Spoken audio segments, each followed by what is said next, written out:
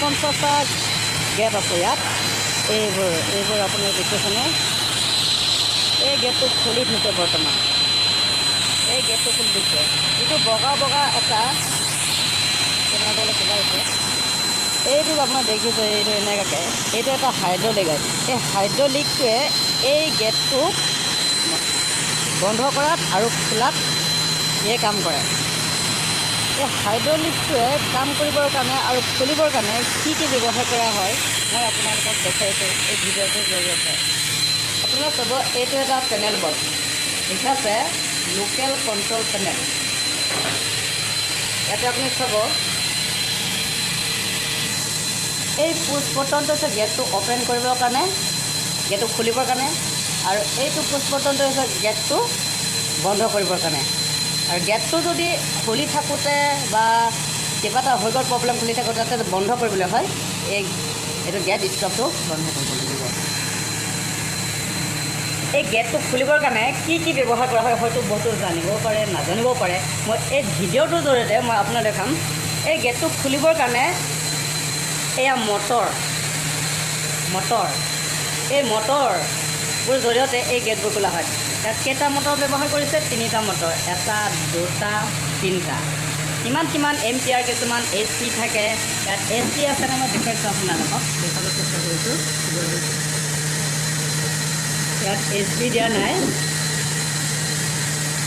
ইয়াত দিছে 77 এইটো এম্পিয়াৰ।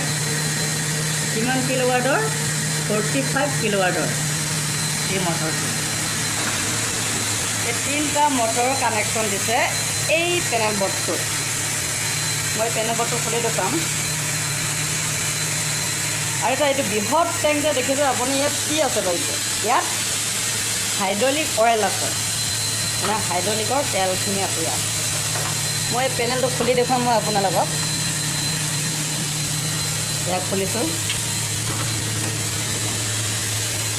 ইয়াত পেনেল বৰ্ড, ইয়াত কানেকশ্যন দিয়া হোৱা নাই এতিয়ালৈকে বৰ্তমান। এইটো হৈছে ৰঙা, এইটো ভাজবাৰ, এইটো হালধীয়া, এইটো নীলা, আৰু এইটো ক'লাটো হৈছে নিউট্ৰেল। ইয়াত 3 ফেজৰ কাম কৰে, 440 ভল্টৰ। আৰু 3টা হৈছে এয়া ৰঙা, হালধীয়া, নীলা, 3 ফেজৰ মটৰ কানেকশ্যন। এইটো অলপ 1, 2, 3টা। আৰু এইবোৰ ব্যৱহাৰ কৰিবৰ কাৰণে এয়া 3 ফেজৰ মটৰ। এইটো এটা পেনেল বৰ্ড।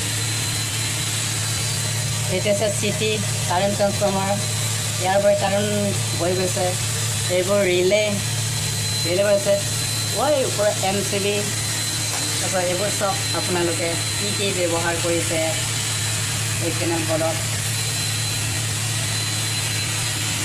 গতিকে আপোনালোকে যদি মোৰ এই ভিডিঅ'টো চাই আছে, লাইক, কমেণ্ট আৰু ছাবস্ক্ৰাইব কৰিবলৈ নাপাহৰিব।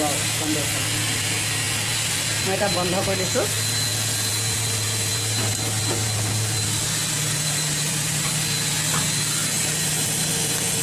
বন্ধ কৰি আছোঁ। এই পেনেল বৰ্ডটো 2টা গেটৰ কাৰণে কাম কৰা হয়। ইয়াত লিখা আছে